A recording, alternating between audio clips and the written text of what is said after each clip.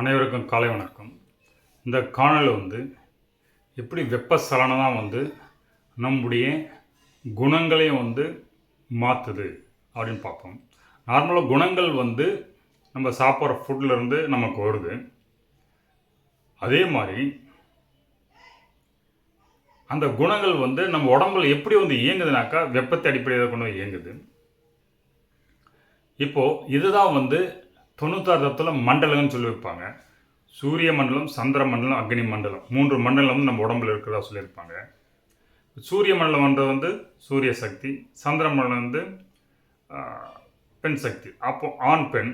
அப்போ ஆண் வெப்பத்தன்மை, பெண் குளிர்ச்சித்தன்மை. இப்போ நடுநிலை வைக்கிறது சுழுமுனைன்னு சொல்லிப்பாங்க. இங்கே அக்னியாக எடுத்துக்கிறோம். அப்போது இந்த அக்னியினுடைய இது மேலோங்கி இருக்கிறது ஆண் தத்துவம், கொஞ்சம் கீழே இருக்கிறது பெண் தத்துவம். அப்போ இது 2 கடையில் சலனம் தான் நம்ம உடம்பு இயக்கமாக இருக்குது. இந்த உலகத்தில் இயக்கமாக இருக்குது. இந்த உலகமே எக்ஸ்பேண்ட் ஆகிற காரணம் வெப்பச்சலனம் தான். பிக் பேங்க் நடந்து அதிலிருந்து உண்டான அதீத வெப்பத்தை எக்ஸ்பேண்ட் அப்படியே குளிர்ச்சியாக இருக்கிற பகுதி நோக்கி எக்ஸ்பேண்ட் ஆகி யூனிஸ் போயிட்டே இருக்குது. ஸோ அதே மாதிரி நம்ம உடம்புல வெப்பச்சலனத்தில் தான் அதே பிரின்சிபிள் இயங்குது. அப்போது நம்ம அண்டத்தில் இருக்கிறது நம்ம பிண்டத்தில் பிரதிபலிக்குது என்பது இந்த மூலம் தெரிஞ்சுக்கலாம். இப்போ இந்த வெப்பச்சலனம் சூரிய மண்டலம், சந்திரன், அக்னி மண்டலம் சொல்லியிருந்தேன்.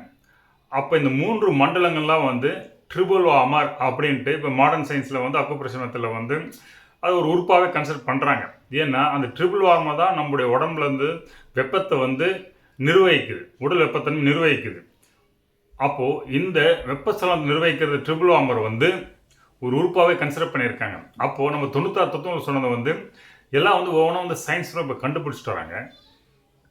அப்போ இந்த வெப்பச்சலனம் நம்ம இயக்குது. அப்போ வெப்பம் அதிகமாகும்போது என்ன ஆகும்? ஒருத்தருக்கு கோவம்னா உடம்புல குருதி ஹீட் ஆகும், வெப்பம் அதிகமாகும். இதுதான் நார்மல். அப்போ அது எந்த கண்டிஷனில் வரும்? ரஜோகுணம்.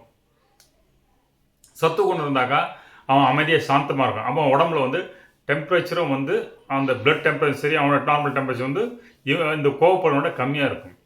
அப்போது இந்த உடல் ஏற்படும் வெப்பம் மாற்றம் தான் குணங்களை அந்த மூமெண்ட்டில் தீர்மானிக்குது. அப்போது குணங்களுக்கும் இந்த வெப்பத்துக்கும் நிறைய தொடர்புக்கு. அப்போது குணத்துக்கு ஏற்றால் போது தான் புத்தியும் அந்த அறிவு நிலையை நமக்கு கனெக்ட் பண்ணுது. அப்போ இந்த தத்துவங்கள் எப்படி அழகாக ஒன்றுக்கு விரிவடைஞ்சு அப்போ உங்களுக்கு புத்திக்கு ஏற்றாற் போல் தான் சித்தத்திலிருந்து மனசுக்கு விஷயம் கிடைக்குது.